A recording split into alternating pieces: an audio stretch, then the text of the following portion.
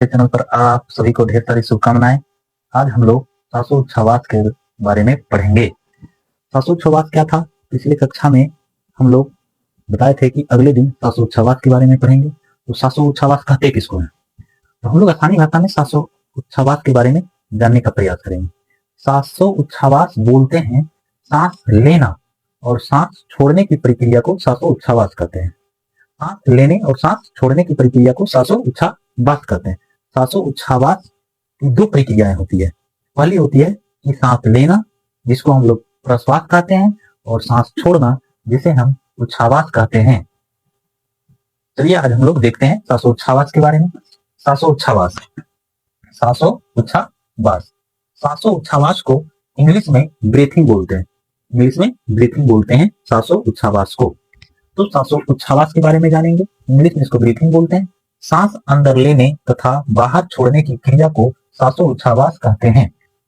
कहने का मतलब ये हुआ कि जो सांस हम लेते हैं और फिर सांस बाहर छोड़ देते हैं।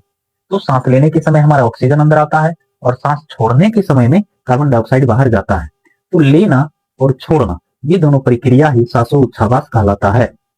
क्लियर हो गया? अब हम लोग चलते हैं आगे। श्वासोच्छवास दो तरह से होता है। श्वासोच्छवास दो तरह से होता है। पहला है प्रश्वास और दूसरा है उच्छ्वास। पहला है प्रश्वास और दूसरा है उच्छ्वास। तो प्रश्वास किसको बोलेंगे? सांस अंदर लेने की क्रिया को प्रश्वास कहते हैं। जो सांस हम अंदर लेते हैं, अब सांस के द्वारा आता है कौन सा गैस है? तो ऑक्सीजन आता है। ऑक्सीजन मान लो जो हम वायुमंडल के अंदर लिए, इसे प्रश्वास कहेंगे। क्या कहेंगे? प्रश्वास कहेंगे। दूसरा श्वासोच्छवास। ये श्वासोच्छवास क्या है? जब हम सांस बाहर छोड़ते हैं तो उसे उच्छ्वास कहते हैं।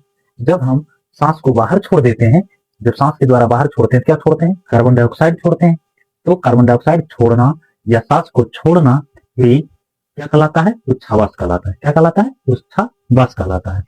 अब हम लोग जानेंगे कि प्रश्वास और उच्छ्वास कहने का अर्थ ये हुआ कि सांस लेते हैं हम वायुमंडल से कितना परसेंट और छोड़ते हैं कितना परसेंट।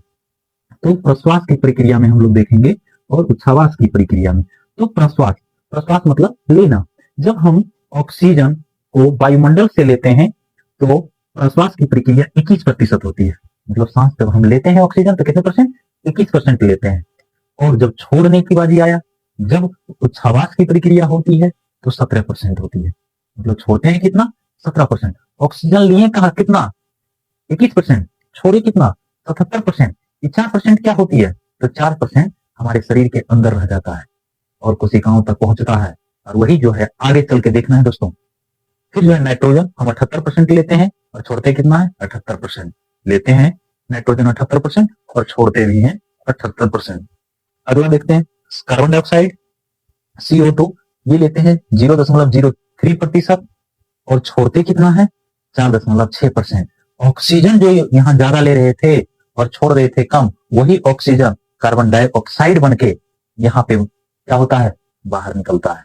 कार्बन डाइऑक्साइड में ऐड होके बाहर निकलता है। इसका मतलब ये हुआ कि हमारे शरीर में जितने भी ऑक्सीजन जाता है वो कार्बन डाइऑक्साइड में परिणत हो जाता है लगभग 4%।